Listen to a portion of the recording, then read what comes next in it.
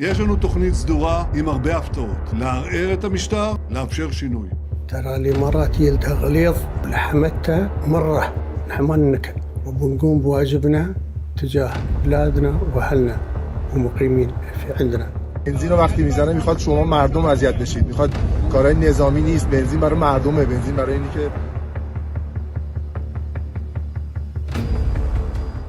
تو خواتین کی آزادی کے نعرے کے ساتھ شروع ہونے والی جنگ، جس کا آغاز ہی پہلے اس اٹیک سے ہوتا ہے جس میں 150 بچیوں کی قبریں کھود کے رکھ دی نتنیاہو اور ڈونلڈ ٹرمپ نے، وہ بالآخر اپنے حقیقی مقصد، اوریجنل کوئنٹیسینشل اینڈ پرائم آبجیکٹیو یعنی کہ تیل تک پہنچ چکی ہے، کیونکہ آپ کو معلوم ہے کہ امریکہ کی پوری تاریخ اور اس کی پوری فارن پالیسی بھری پڑی ہے ایسے واقعات سے جہاں وہ جمہوریت انسٹال کرنے جاتے ہیں کسی ملک میں اور اچانک سے وہاں پہ رحمت برستی ہے اور تیل کے چشمے پھوٹ پڑتے ہیں۔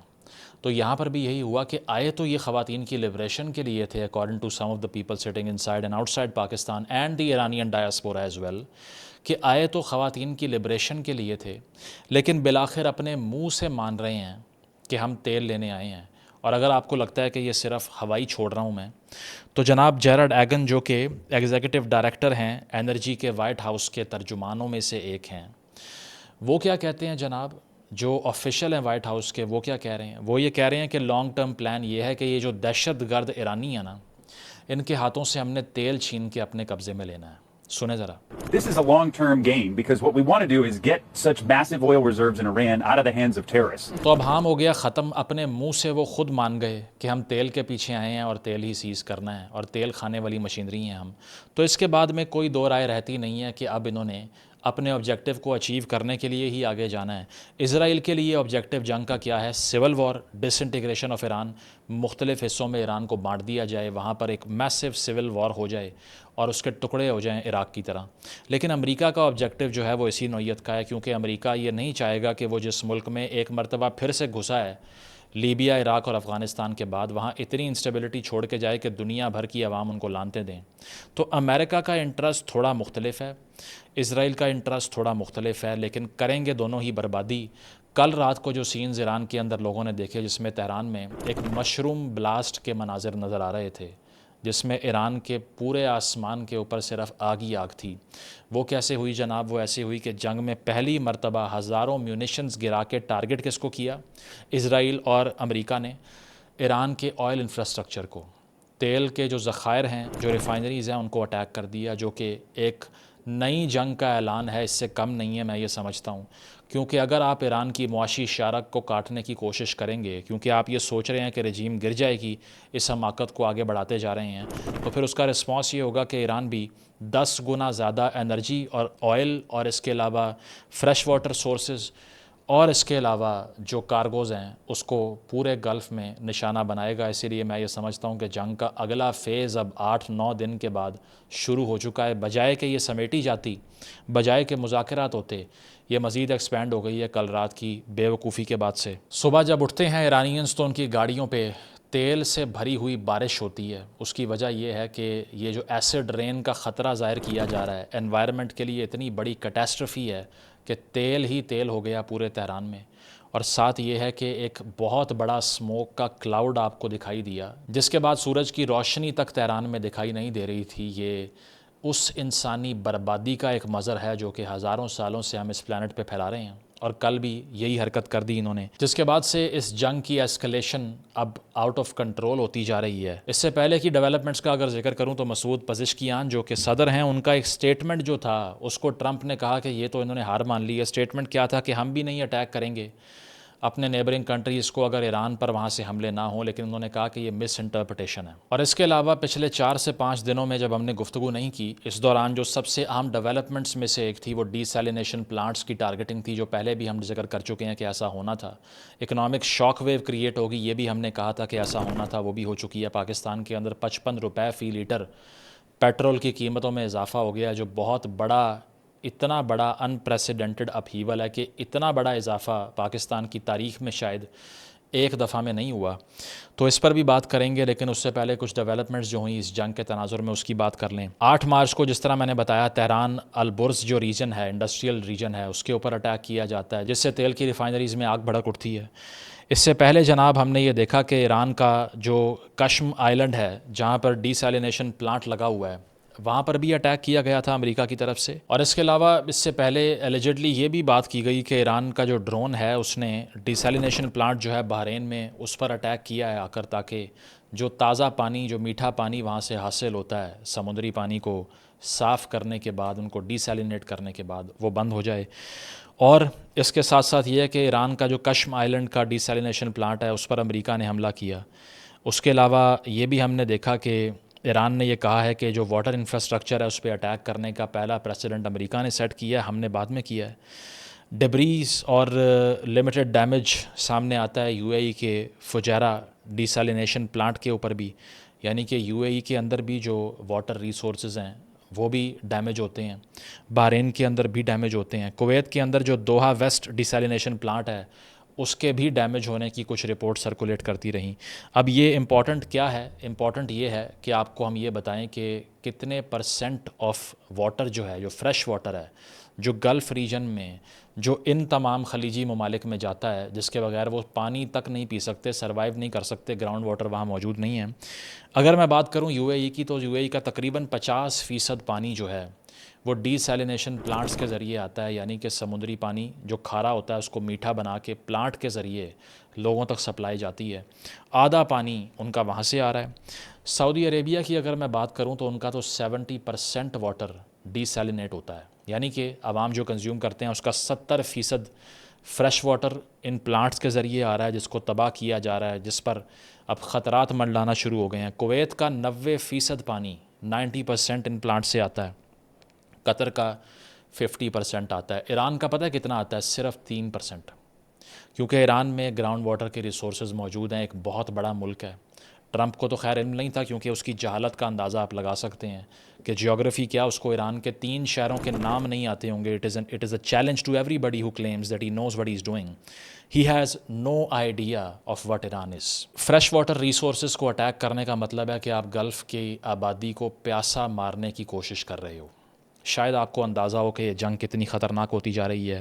جہاں تک ایڈیبلز کی, فوڈ کی اور کھانے کی میں بات کروں تو چونکہ فصلیں بھی نہیں اگتیں گلف کے ممالک کے اندر, نہ یہ کچھ کریٹ کرتے ہیں, نہ یہاں پر فصلیں اگتی ہیں, نہ ان کا پانی اپنا ہے, نہ ان کی لیبر اپنی ہے, نہ ان کا کوئی نیشنلزم اس طرح کا ہے جس کے بعد ہم نے کوئی میسو نیشنل بلڈنگ ایکسرسائز دیکھی ہو. تاریخ صرف یہ ہے کہ تیل کے چشمے پھوٹے اور اچانک سے ایک قوم کھڑی ہو گئی. تو فوڈ کی میں بات کروں تو یو اے ای کا 90% فوڈ امپورٹ ہوتا ہے, 90% خوراک باہر سے آتی ہے یو اے ای کے اندر.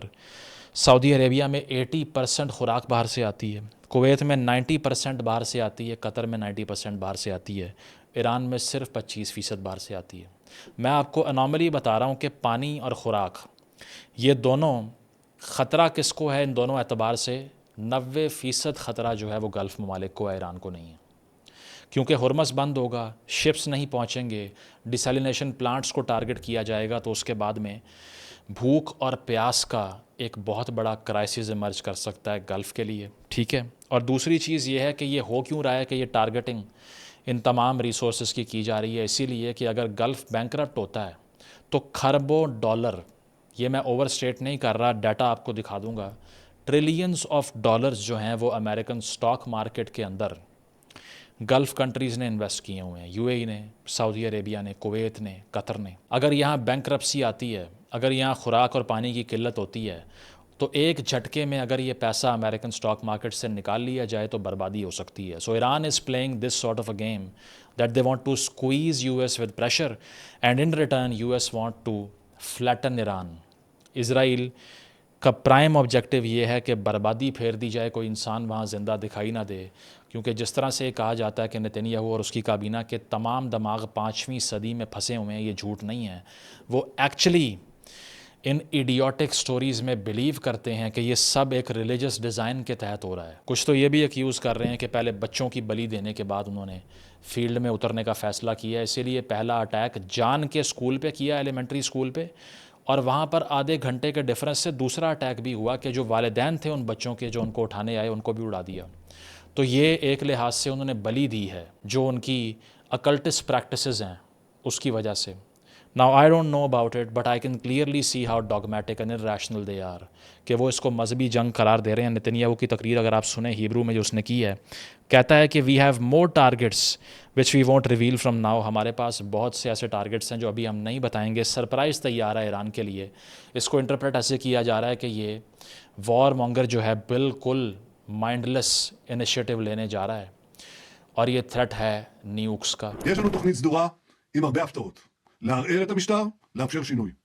יש לנו עוד הרבה מטרות, ולא אפרט אותן כאן. آپ کچھ بھی ان سے ایکسپیکٹ کر سکتے ہیں. اس کی وجہ یہ ہے کہ اس طرح کی مائنڈ لیس جنگ جس کا آبجیکٹیو ہی کلیئر نہیں ہے, جس میں ہزاروں بچوں کو مارنے کے بعد ایئر کرافٹ کے اوپر امریکن رپورٹر نے یہ پوچھا کہ اسکول پہ آپ نے اٹیک کیا ہے. ٹرمپ ساتھ کھڑا ہوا ہے ہیکست کے اور کہہ رہا ہے کہ میرا خیال ہے ایران نے خود کیا ہے. ہیکست کہہ رہا ہے انکوائری جاری ہے.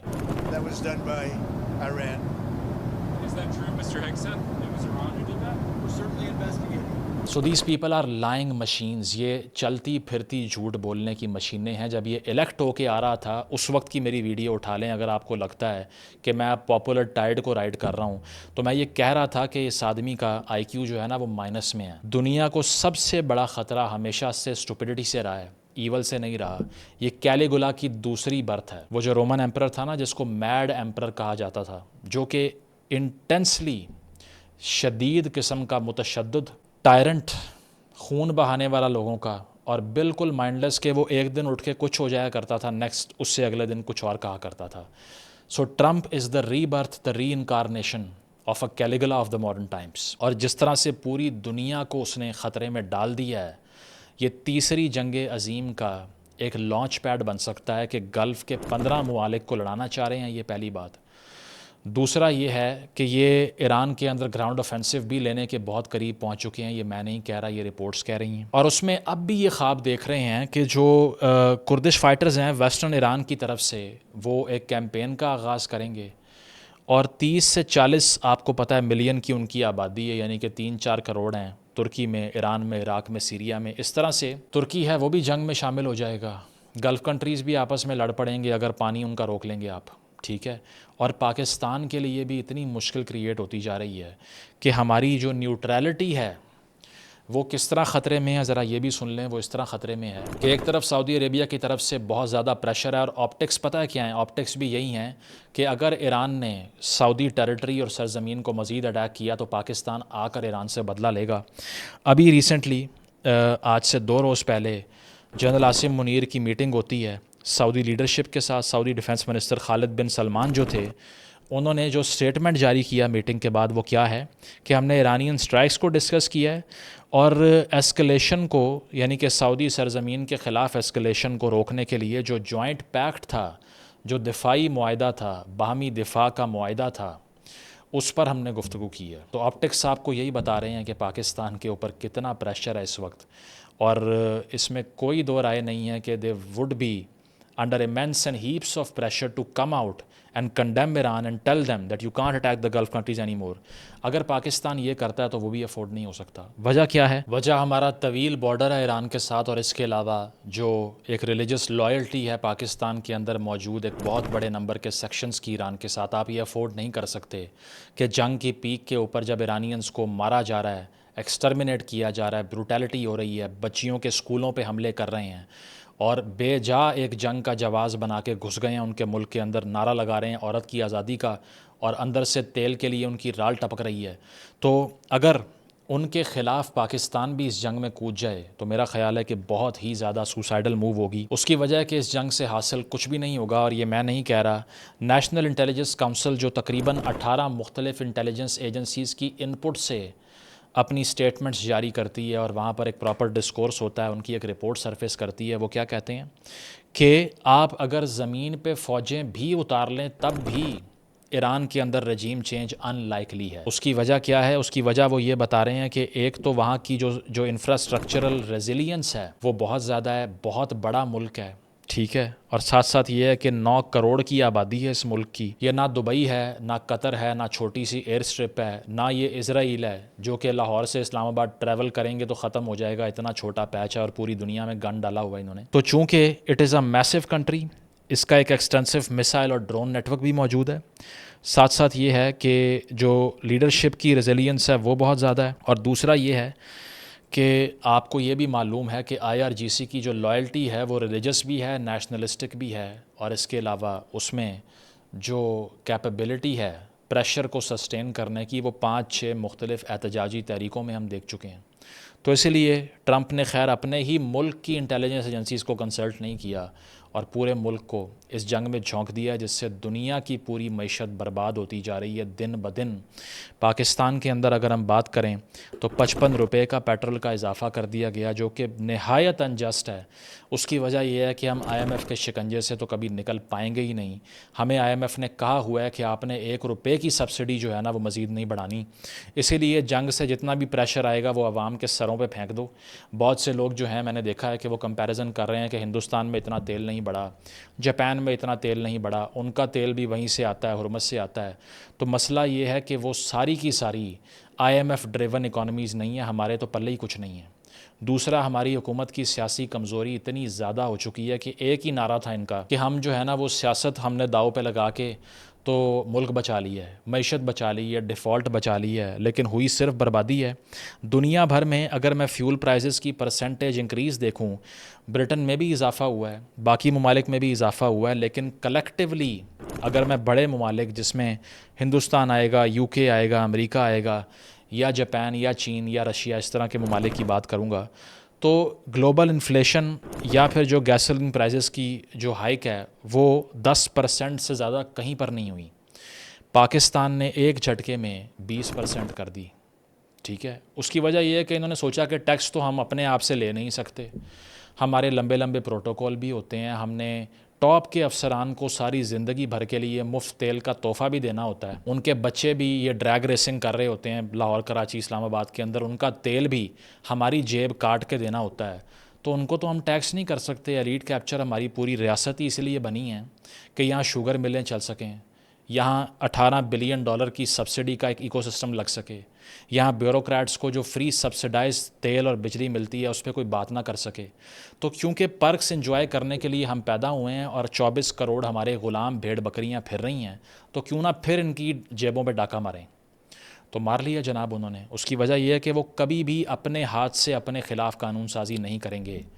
میں یہی آپ کو کہتا ہوں کہ پنجاب میں MPAs کی تنخواہیں بڑھنے کی بات ہو، MNAs کی، اسپیکر آف دی اسمبلی کی، کابینہ کے لوگوں کی تنخواہیں بڑھنے کا مسئلہ ہو، تمام پارٹیاں ایک پیج پہ کود پڑتی ہیں، اس کے علاوہ نعرے بازیاں کرتی ہیں، حقیقی آزادی، ووٹ کو عزت دو، پاکستان کھپے۔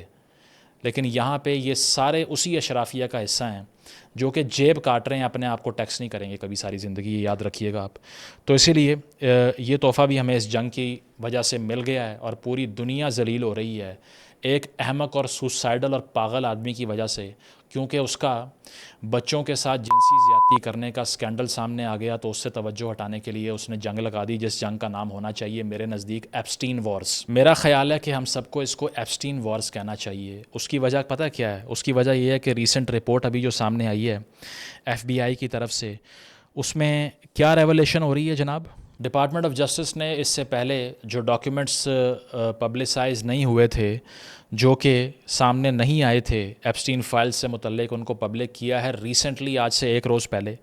اس میں FBI کا انٹرویو کا ڈیٹا سامنے آتا ہے، کمیونیکیشن کا ایک ان نون خاتون کے ساتھ جس کی شناخت ظاہر نہیں کی۔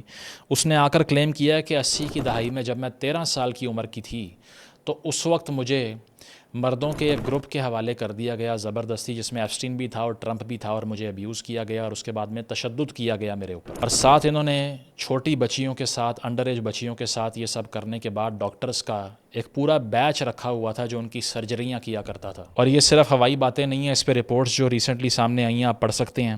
13 سال کی بچی تھی، اور ٹوٹل اگر میں بات کروں نا 38,000 ریفرنسز ہیں ایپسٹین فائلز میں ڈونلڈ ٹرمپ کے، 38,000 دفعہ اس آدمی کا ذکر آیا ہے۔ تو اب چونکہ تلوار سر پہ لٹکی ہوئی ہے کہ کس طرح سے اپنی عزت بچاؤں، تو اسی لیے جنگوں پہ جنگیں لگا دو، دنیا برباد کر دو، ایٹمی ہتھیار گرانے کی دھمکیاں دینا شروع کر دو، کیونکہ اندر سے گریبان میں جھانکو گے تو یہی نکلے گا، اس کے علاوہ کچھ نہیں۔ نتن یاہو کی ویسی کمزوری اتنی ہے سیاسی کہ الائڈ گورنمنٹ بنی ہوئی ہے, اپوزیشن بھی سر پہ سوار تھی, اس نے کہا کہ ہم تو چلو یہ کرتے ہی رہیں گے کیونکہ وہ گریٹر اسرائیل کا خواب دیکھ رہے ہیں. اور کس طرح سے یہ لوگ دنیا کے پیس کے لیے سب سے بڑا خطرہ بن گئے ہیں. اور کیا رہا ہے ڈونلڈ ٹرمپ, کیا رہا ہے کہ اصل میں ایران سب سے خطرناک ملک ہے کیونکہ یہ بچیوں کے گلے کاٹ دیتے ہیں اور یہ بچوں کو مارتے ہیں. اور بھائی آپ کے 38,000 ریفرنسز سامنے آئے ہیں ایپسٹین فائلز کے اندر, یہ کسی آیت اللہ کے تو نہیں آئے, یہ مسعود پزشکیان کا نام تو نہیں لیا جا رہا اس کے اندر, یہ احمدی نژاد کا نام تو نہیں تھا اس کے اندر, یہ آپ کا تھا. تو پہلے آپ سے اپنی سرزمین پہ جو خواتین کی لبریشن آپ نے کی ہے اس کا جواب دے دیں, پھر ایران میں آ کے لبریشن کر لیجیے گا. اس موضوع پر بات جاری رہے گی لیکن اس سے پہلے ایک important message. Best business that we could ever think of as a nation was to export human capital. یہ سب آپ کو پتہ ہے. دنیا بھر کے مختلف ممالک میں, بے شک وہ سعودی عربیہ ہو, UAE ہو, قطر ہو, عمان ہو, ویسٹرن کنٹریز کی بات کروں تو UK, امریکہ اور کینیڈا, یورپ, ایون آسٹریلیا, ان سب میں 1 کروڑ سے زائد پاکستانی موجود ہیں جو ہر سال بلینز آف ڈالرز اپنے گھر والوں کو بھیجتے ہیں. آپ سب کو بھی آتے ہوں گے. لیکن ایک سوال جو آپ سب سے اور مجھ سے اکثر لوگ پوچھتے ہیں وہ یہ ہے کہ what is the best way to send money back home if you are living abroad. The answer that I could find was tap send. It's an application that you can download from the app store. اس پہ آپ اپنی profile بنائیں گے, recipient کی detail inter کریں گے, card کی detail inter کریں گے, and you're good to go. Download کرنے کا فائدہ کیا ہے جناب, وہ یہ ہے کہ 3% سے کم آپ کو ریمیٹنس کاسٹ ملے گی, اس میں لو کاسٹ ٹرانسفرز یعنی کہ. Secondly 95% of the transactions done on tap send reach before 1 minute. 1 minute سے پہلے پیسے ہوں گے آپ کی جیب میں. آگے ہمیں نہ دیں وہ آپ کی مرضی ہے. اگر آپ نئے یوزر ہیں تو لنک دے رہا ہوں ڈسکرپشن میں, ڈاؤن لوڈ کریں اپلیکیشن کو. پرومو کوڈ میرے نام کا آپ نے استعمال کرنا ہے, MUZ. If you use the promo code MUZ you will get a surprise bonus as well. تو بیرون ملک کی کرنسی کا مزہ لوٹیے ہمارے پرومو کوڈ سے. آگے آ رہی ہے Eid and you must be eager to send money back home, and if you are looking for a perfect venue to do so, the name is TapSend.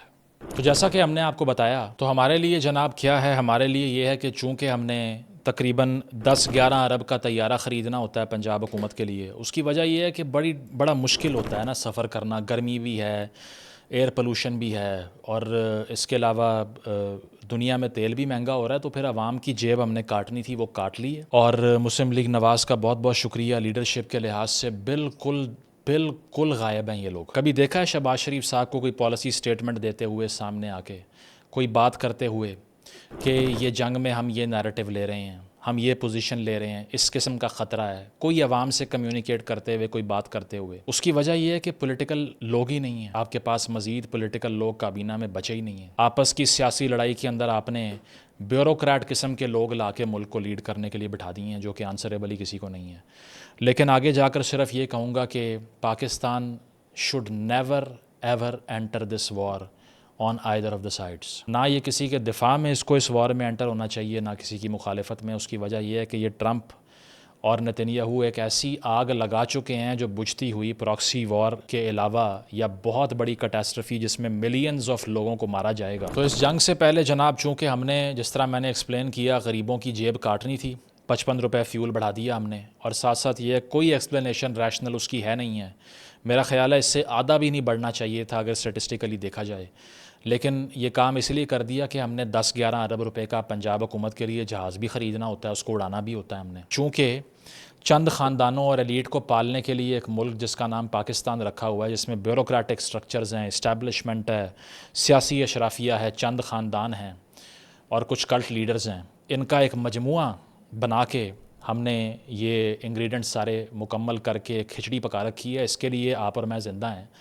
تو ہم نے یہ واردات ڈالنی تھی ڈال لی, لیکن آگے کے لیے یہ ہے کہ خدا کا واسطہ ہے جنگ میں شامل نہ ہو جانا, کیونکہ مجھے لگ رہا ہے کہ 8-10 دن اگر یہ جنگ ایسکلیٹ کرتی جاتی ہے تو اس کے بعد میں پریشر کے آگے اگر ہم سکمب کر گئے اور سامنے آ گئے ایران کے, بہت بڑی بربادی ہو جائے گی. نتنیاہو اور ٹرمپ نے یہ لینڈ مائن بچھا دی ہے پوری دنیا کے لیے. وہ اس کو مڈل ایسٹ کی آخری جنگ کہہ رہے ہیں کیونکہ باقی سارا مڈل ایسٹ ان کے سامنے لیٹ چکا ہے. آبجیکٹیو اب صرف یہ ہے کہ نتنیاہو کو چودھری بنانا ہے مشرق وسطیٰ کا. تو اس چکر میں اگر ہم بھی ایک طرف شامل ہو گئے, نیوٹرالٹی کو برباد کر دیا, تو کچھ بچے گا نہیں. پہلے بھی افغان وار کا ایکسپیرینس آپ کے سامنے ہے. اس کے علاوہ انٹیلیجنس رپورٹس یہ کہہ رہی ہیں, CNN نے یہ پبلش کیا کہ رشیا جو ہے وہ انٹیلیجنس پرووائڈ کر رہا ہے ایران کو کہ US آرمی کہاں کہاں اسٹیشنڈ ہے, ان کے جہاز کہاں پر کھڑے ہوئے ہیں, ان کی نیول موومنٹس کیا ہیں, تاکہ ان پہ حملے کیے جائیں.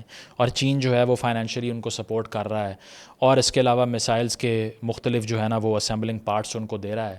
تو میں یہ کہوں گا کہ جناب یہ اس سے بھی کم اب کیا کریں. مجھے تو گلوبل پاورز جو باقی ہیں ان کی بھی سمجھ نہیں آتی. چلیں روس کی سمجھ آتی ہے کہ جناب وہ یوکرین میں بہت انگیجڈ ہے, لیکن ٹرمپ کی طرح کا ایک میگیلو مینیک اور ایک نارسسسٹ جو ہے اس کو ڈیل کرنے کے لیے کچھ تو چائنا کو یہ جو رول بیسڈ انٹرنیشنل آرڈر کی بربادی ہے اس کو اکنالج کرنا چاہیے. کھل کے سٹیٹمنٹس نہ دینا ایران کی کے حق میں مجھے نہیں سمجھ آتی کون سے قانون کی پاسداری ہو رہی ہے جس کو امریکہ پاؤں کے نیچے روند کے کب کا گزر چکا ہے. اور یہاں پر اگر نیوک تھریٹ ہو گیا اور انہوں نے یہاں تک حرکات کر دی آ کر, تو اس کے بعد میں دنیا کا کیا بنے گا مجھے نہیں سمجھ آ رہی. لیکن چین پتہ نہیں کس دنیا میں ڈومینیٹ کرنے کے لیے انتظار فرما رہا ہے. میں یہ نہیں کہہ رہا کہ وہ فوجیں اتار کے لڑ پڑیں سامنے آ جائیں, لیکن پریشر ٹیکٹکس بھی یوز نہیں کیے جا رہے.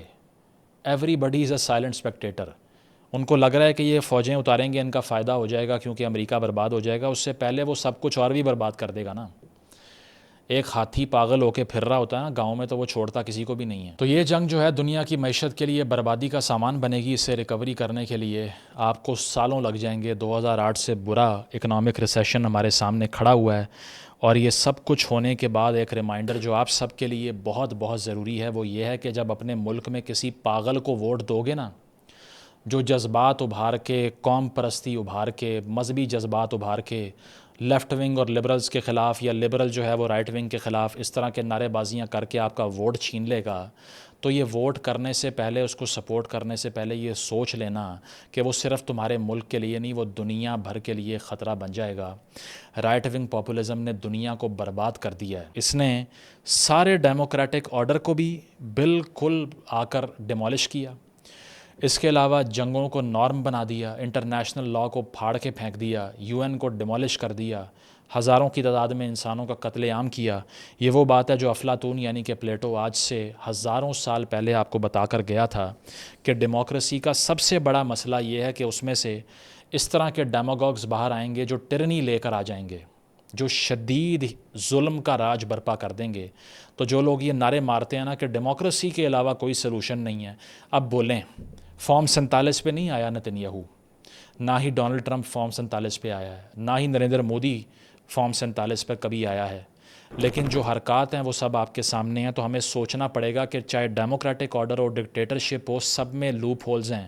ان کو دور کرنے کے لیے اپنے لیڈرز پہ اتنا پریشر ایگزرٹ کرنا چاہیے کہ ان کی زبان نہ کھلے جنگ کا نام لینے سے پہلے. ساری دنیا کی ذمہ داری اس وقت امریکہ کی اندر اپوزیشن کے اوپر ہے. اگر امریکنز باہر آتے ہیں, وہ اس پاگل آدمی کو اقتدار سے نہیں نکالتے, اس کو پریشرائز کر کے اس کو ہمبل نہیں کرتے, اور قانون سازیاں اور امپیچمنٹ نہیں کرتے اس کی, یہ اگلے چند سالوں میں اینٹ سے اینٹ بجا دے گا پورے پلانٹ کی.